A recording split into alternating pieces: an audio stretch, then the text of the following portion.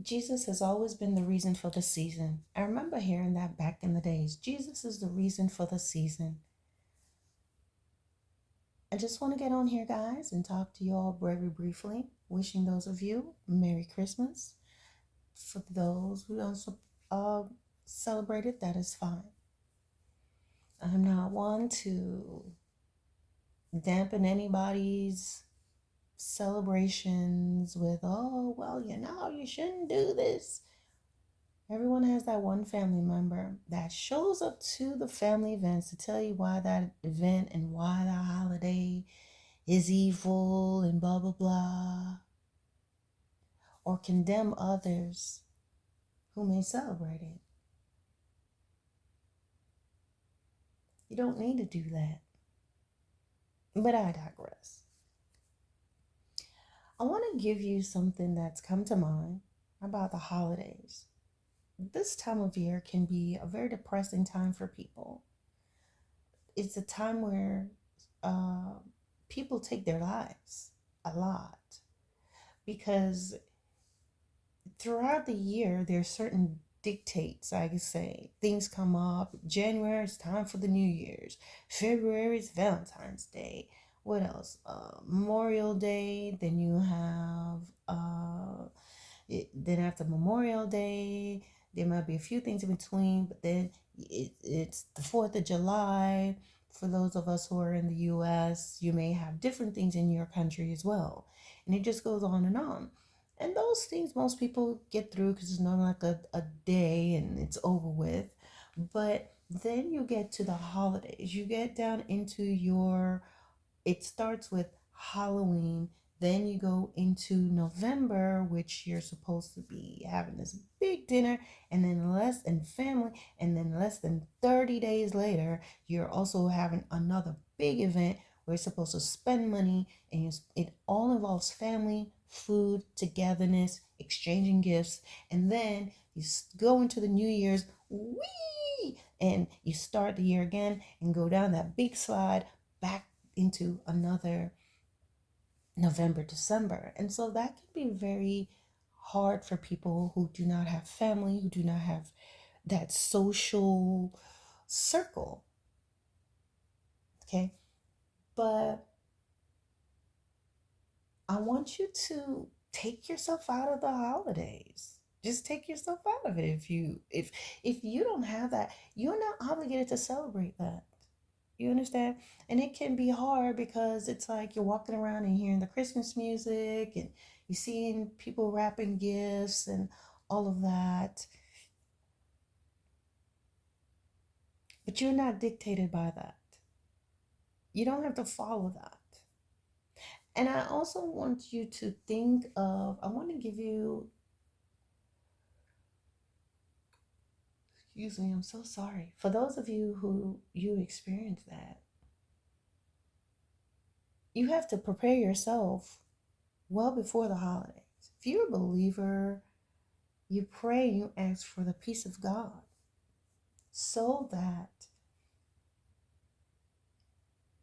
when you get to this time of year that you have his peace. You have the peace that passes all understanding. That means you will be asking yourself, how come I'm not feeling this way? Hmm? But you also have to have faith. That is very important. Faith is hard. It really is. Okay? But it's something you have to ask God to give you. Remember when the man his son was possessed with a spirit, and Jesus said to him, he wanted Jesus to heal his son. And he says, do you believe? And the man says, I believe. Help, Lord, I believe. Help my unbelief. Sometimes I have your prayer, Lord, I have faith, but help me in areas where I don't have faith. Because he really wants us to just be completely and fully dependent on him. And when you ask for that strength, then you believe it and you walk in that faith. And faith is not your feelings. Faith is not, it's not. You pray for something, may not see it immediately, but you know what? You prayed, you said at the altar, you can leave it there. I want to talk with you a little bit about Jesus and when he was born and all that was going on. When Jesus was born, people say Christmas is when Jesus was born. I'm not so sure about that, but it is what's adopted. It's, because it's the nicest time of the year. They give that time to say we celebrate the birth of Jesus. All right, I'm cool with that. Okay. Um, but I'm going to talk with you a little bit about Jesus. As the Son of God, he was he was brought through immaculate conception. That means there was no love making that brought Jesus. He was placed in the womb of Mary by God because he was here. He's going to be the savior of the world. Jesus, in my opinion, was not brought into the most ideal family. He could have been brought into he could have been born into a wealthy household, a prestigious household, but he was born. uh, Joseph was a carpenter, which I don't think really was a bad job, but he just was not a lawyer. Well, he wasn't a doctor. He was not a physician, they will call. He was not a Pharisee. He was not those of the wealthier social circles.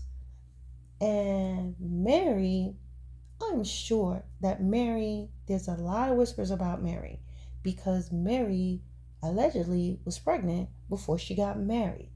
Okay?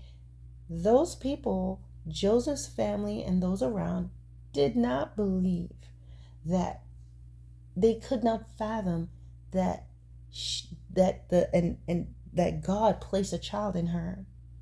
And for them, in those times, your virginity, being a virgin on the night of your wedding, is a very it's mandatory. I mean, not being a virgin and having been allegedly having touched a man when you're betrothed to someone else, that would get you killed. We don't know the story of Mary, do we? But I guarantee you it wasn't nice. Yet and still, Jesus was born into this family. Then he was born at a time where children were being killed. Boys, 2 years and under, was being killed by Herod, if I'm not mistaken. And then now he had to be taken from his own home, from where he was born, and taken to Nazareth to be taken to Egypt, a foreign place where they believe in different gods.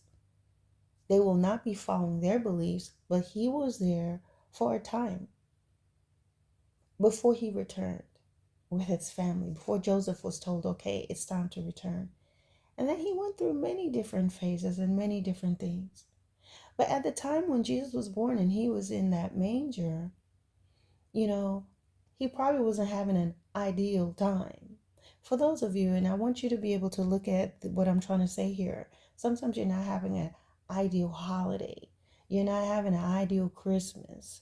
And we'll say, well, if we're using Christmas as a time for Jesus to be born, just for the sake of this teaching, I want to talk with you about how that would not have been ideal for his family.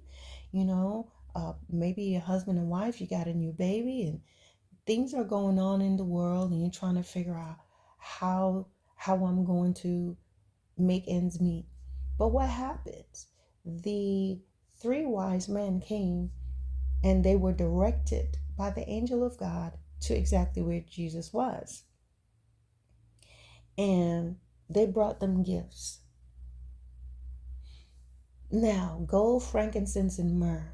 Now, sometimes in your life, I want you to not be too prideful to receive help from other people because sometimes God is trying to help you. It may be this season and maybe other times.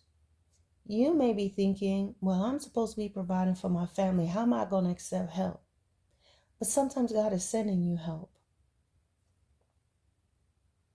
Sometimes God will send you people for you to spend the holidays with, for those of you, if that's the case. You understand? And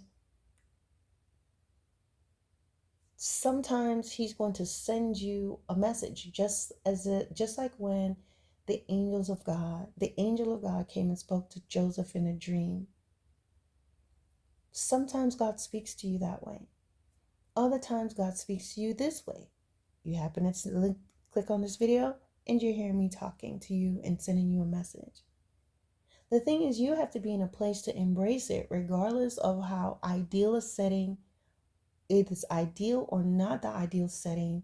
You have to be looking for that message, because God is communicating with us and God's going to talk to us in and out of season.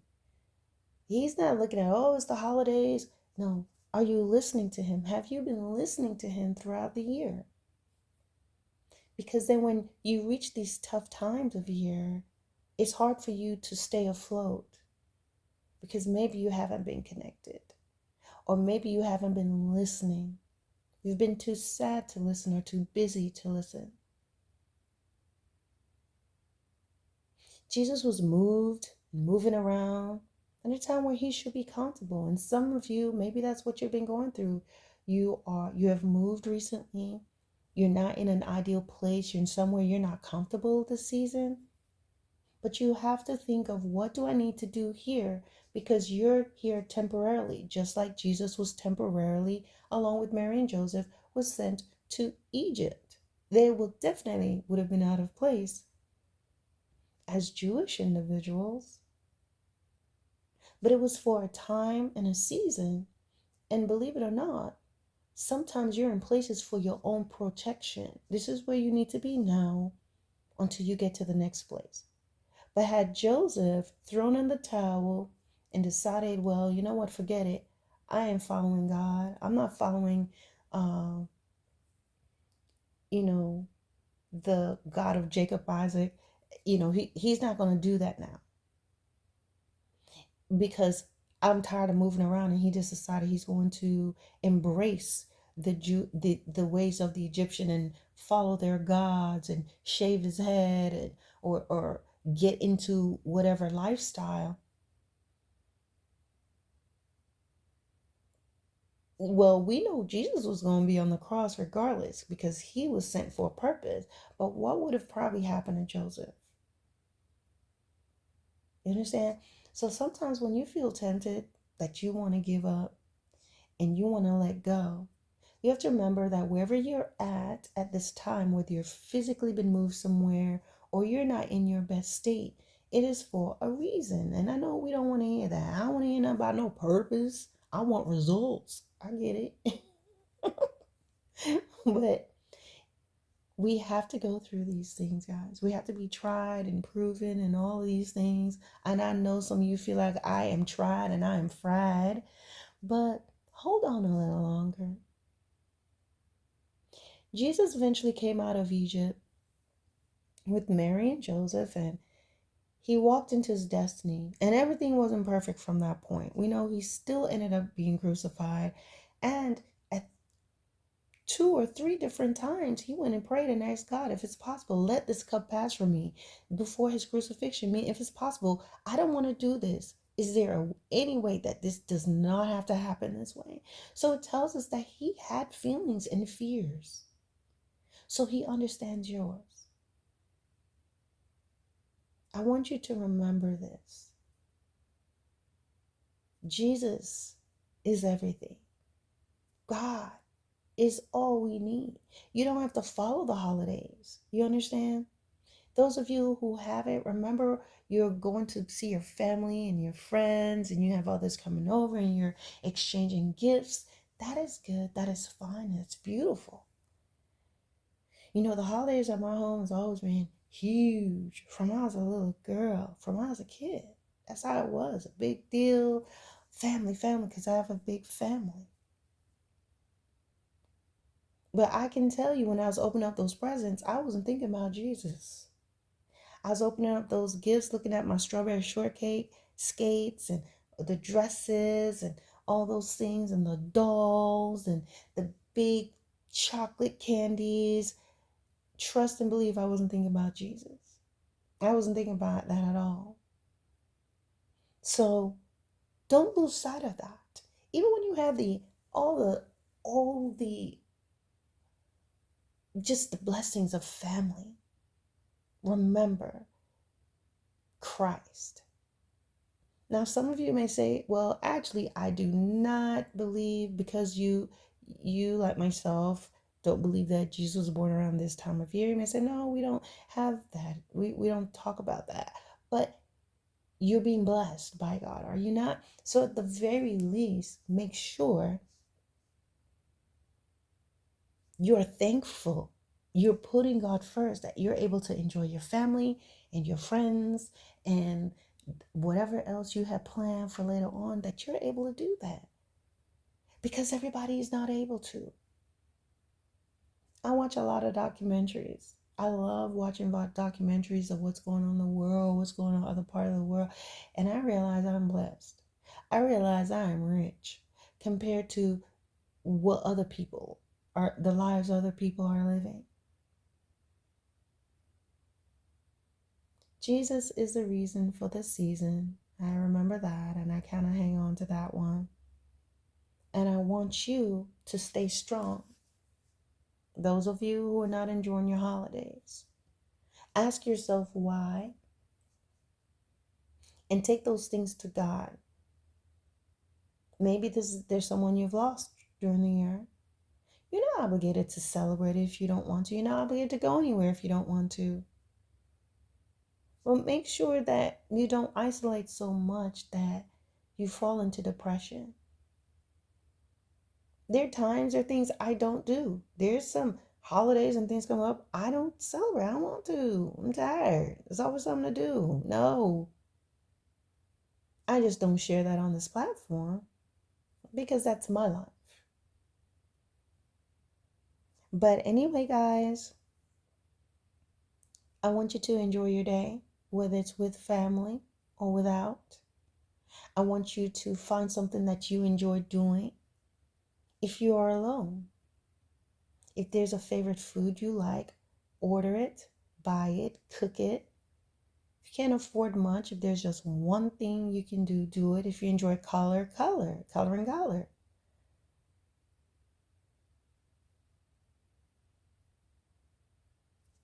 There's always something. There is always something.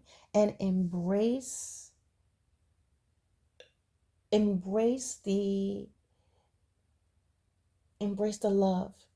Embrace those individuals God may send to you. I understand this is a time of like, I don't trust this person, I don't know. You're gonna know. Obviously, if someone's inviting you to Netflix and Christmas, you know that you don't need to go over there. But maybe there's someone at the job who's invited you to eat or to hang out for the holidays. And maybe you should try it. Maybe you should take that invite. You know, you never know. The same way Jesus, those Mary and Joseph, no room at the inn, living in Jesus in a manger, some itchy hay, and in a stable. That stuff will be stinky. But God had a plan, and he placed it in the heart of those wise men to go to Jesus. And they brought him gifts. And when they accepted that, then the Lord spoke to Joseph in a dream and let him know, hey, you guys gotta go because the child is in danger. And he also spoke in the heart of those wise men not to return to Herod to tell him where Jesus was. So when all of that, Mary and Joseph just accepted the gifts, trusted God, and the Lord was doing the rest. And that's how it will be for your life. When you trust God fully with your life, he's going to be speaking into the hearts of others, and he's going to be removing and protecting you from a danger, from things that you're not even aware of. But I'm going to stop here, guys. This message is 19 and change going. So enjoy your day and be blessed.